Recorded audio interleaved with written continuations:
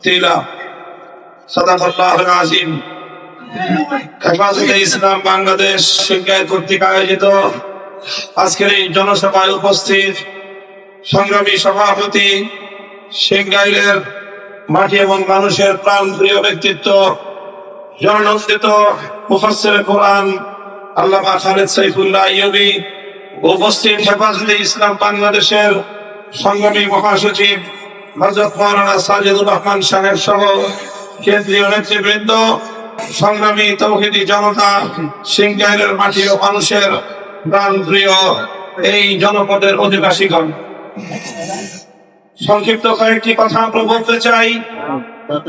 আমাদের মরহুম আমির আল্লামা জুনায়েদ বাবুনগরী রহমতুল্লাহি আলাইহি, তাকে জিজ্ঞাসা করা হয়েছিল বাংলাদেশে হেফাজতে ইসলামের নেতা কর্মী কতজন এবং কারা। তিনি বলেছিলেন, হেফাজতে ইসলামের কর্মী হলো বাংলাদেশের প্রতিটি মসজিদের সকল মুসল্লি হলো হেফাজতের কর্মী। হেফাজতে ইসলামের কাজ হলো বাংলাদেশে ইসলাম বিরোধী যে কোনো অপতৎপরতাকে মোকাবেলা করা।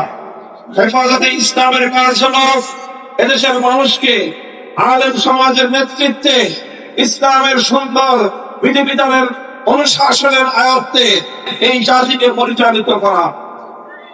এজন্যই বিগত সরকার, আওয়ামী দুঃশাসনের সরকার, ফ্যাসিবাদী স্বৈরাচারী শেখ হাসিনার সরকার বারবার চেষ্টা করেছিল হেফাজতে ইসলামের কণ্ঠকে স্তব্ধ করে দিতে। বিগত সময়ে এদেশে আলেম সমাজের উপর সবচেয়ে বেশি দমন পীড়ন চালিয়েছিল পতিত এই স্বৈরাচারী সরকার। আমরা লক্ষ্য করেছি 2013 সাল এবং 2021 সালে যেভাবে হেফাজতে ইসলামের উপর দমন পীড়ন চালিয়েছিল, শেখ হাসিনা এবং তার দোসরেরা মনে করেছিল হেফাজতে ইসলামকে নির্যাতন করলে দমে যাবে, হেফাজতে ইসলামের উপর হত্যাযজ্ঞ পরিচালনা করবে, এদের কণ্ঠ স্তব্ধ হয়ে যাবে। বারবার প্রমাণ হয়েছে জুলুমের মাধ্যমে, নির্যাতনের মাধ্যমে, ইস্তিমরার চালিয়ে অন্য কাউকে ভয় দেখানো যায়, ইসলামের সৈনিকদেরকে দমিয়ে দেওয়া যায় না। তারা বারবার একই চেষ্টা করেছিল, এদেশে কোরআনের আওয়াজকে বন্ধ করে দিতে চেয়েছিল।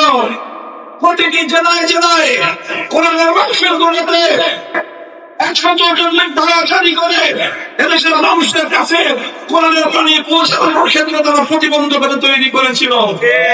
এই মাওলানা খালেদ সাইফুল্লাহ আইয়ুবী সাহেব অনেক জায়গায় সেই কথার সম্মুখীন হয়েছেন। প্রতিটি জেলায় জেলায় আমার মাহফিল গুলোতে 144 ধারা জারি করে আমাদের কণ্ঠকে কোরআনের বাণীকে বাংলার মাটি থেকে মুছে ফেলার পায়ে তারা চালিয়েছিল। ইন্না নাহনু নাযালনা যিকরা ওয়া ইন্না লাহু লাহাফিজুন।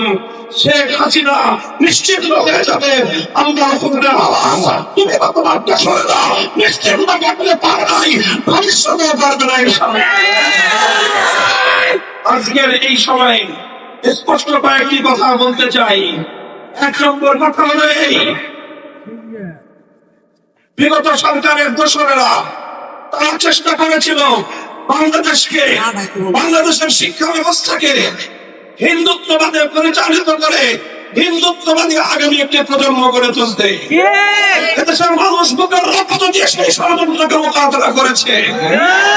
আমরা অন্তর্বর্তীকালীন সরকারকে বলতে চাই, আমরা যেভাবে বাংলাদেশের মুসলমান, বাংলাদেশের মানুষ যেভাবে হিন্দুত্ববাদকে বরদাস্ত করে নাই, নাস্তিকবাদকেও বরদাস্ত করবে না। শিক্ষা ব্যবস্থায় নাস্তিকবাদ প্রতিষ্ঠা করবো, যে কোনো পায়তারা, যে কোনো এটা আমার আগামী দিনে আমাদের জাতির অস্তিত্বের প্রশ্ন, আমার ভবিষ্যৎ প্রজন্মের ঈমান এবং আকীদার প্রশ্ন। এই প্রশ্নে কাউকে একদম পরিমাণ ছাড় দিতে আমরা প্রস্তুত নই। দ্বিতীয় নম্বর কথা, কিছু আইনের সংস্কারের নামে বাংলাদেশে পাশ্চাত্যদের বিহায়াপনা অশ্লীলতাকে আমদানি করবার পায়তারা চালানো হচ্ছে। আন্তর্জাতিক মানবতা বিরোধী যে আইন, সেই আইনে সংস্কারের প্রস্তাব এনে ট্রান্সজেন্ডারের নামে সমকামিতা আমদানি করবার দুর্গের সঙ্গে চলছে। 2 নম্বর, ম্যারিটারিয়াল রেপ নামে, বৈবাহিক ধর্ষণ নামে ঘরে ঘরে আল্লাহ স্ত্রীর উপর স্বামীর অধিকারকে কলঙ্কিত করবার পায়তারা চলছে। জোরপূর্বক গর্ভধারণকে মানবতা বিরোধী অপরাধ বলে আখ্যায়িত করে আল্লাহ রাব্বুল আলামিন প্রদত্ত স্বামী স্ত্রীর সোনার সংসারে স্বামীর কর্তৃত্বকে চ্যালেঞ্জ করে চলছে বাংলাদেশে। আমরা পরিষ্কার ভাষায় বলি, যদি এভাবেই আমাদের ধর্মকে, আমাদের ইসলামী আকীদা বিশ্বাসকে, আমাদের চিন্তা চেতনাকে যদি চ্যালেঞ্জ করা হয়,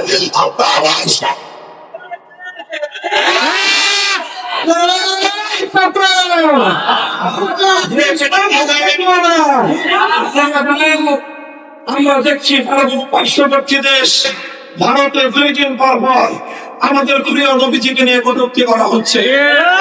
কয়েকদিন আগে গেল নূপুর শর্মা, এখন আবার আসছে মহারাজ, তাকে আবার উস্কানি দেয় ক্ষমতাসীন বিজেপির সাংসদেরা। আমরা বলতে চাই, ভারত রাষ্ট্র অনেক বড় হতে পারো, আমার নবীর উপর যদি এভাবে তোমরা তোমাদের কুৎসারণের ধারণা আমাদের আবো, ভারতের মুসলমানরা মুম্বাই অভিমুখে লাখো জনতার মনোলাস করে বার্তা দিয়েছে, নবীর ইজ্জতের গ্যারান্টি দিতে হবে।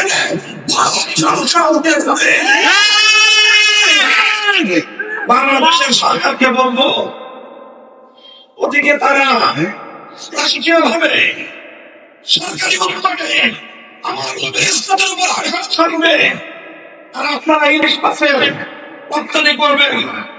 এইখানে বিবৃতি বাংলাদেশের মানুষের চোখে ভালো লাগে না। করবেন রপ্তানি করি বৈদেশিক মুদ্রা আমদানি করবার জন্য। আমরা বলি আমাদের সঙ্গে ব্যবসা করে বৈদেশিক মুদ্রা আমদানি করবার প্রয়োজন নয়। আমরা পেটে পাথর রাখবো, নবীর উপর আক্রমণকারীদের সঙ্গে কোনো আকর্ষণ। ভারতের রাষ্ট্রদূতকে ভারত করেন, সতর্ক করেন, যদি সতর্ক না হয় প্রয়োজনে কূটনৈতিক সম্পর্ক ছিন্ন করে আমার নবীর ইজ্জতের উপর আক্রমণ আমরা বরদাস্ত করি না। নবীর হুকুমের উপর আক্রমণ করে, নবীর ইজ্জতের উপর আক্রমণ করে, সংসদে আইন তৈরি করে এই সকল অপতৎপরতার বন্ধ করতে হবে। আমাদের সেই দাবি আমরা আবার জানিয়ে রাখি। আল্লাহ নবীর ইজ্জতের বিরুদ্ধে, নবীর সম্মানের উপর কটূক্তিকারী মুরতাদের জন্য সর্বোচ্চ শাস্তির বিধান, মৃত্যুদণ্ডের আইন চাই আমরা। সংগ্রামী সাথী বন্ধুগণ, ইনশাআল্লাহ আইন সমাজের সাথে আপনারা আছেন তো? আমরা ক্ষমতার রাজনীতি করি না, আমরা ক্ষমতার রাজনীতি করি না, আমরা মানুষের জন্য রাজনীতি করলে আমরা ইসলামের সম্মান রক্ষা করার জন্য রাজনীতি করি। হেফাজতে ইসলাম বাংলাদেশ অরাজনৈতিক সংগঠন, অরাজনৈতিকের অংশ হলো কোন দলীয় রাজনীতি হেফাজতে ইসলাম করে না। কিন্তু ইসলামের উপর আঘাত আসলে এক মুহূর্তের জন্য হতে পারবে, অতীতেও নীরব থাকে নাই, ভবিষ্যতেও নীরব থাকবে।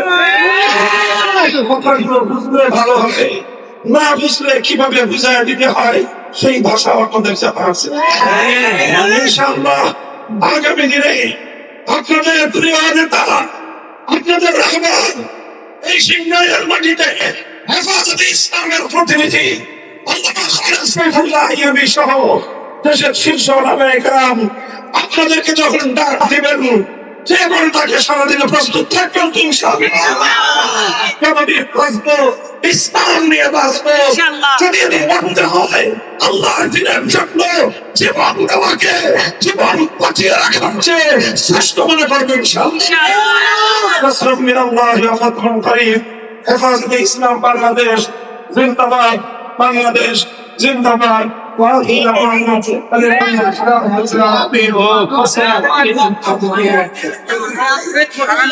সবাই মিলে সুবহানাল্লাহ ওয়া বিহামদিহি।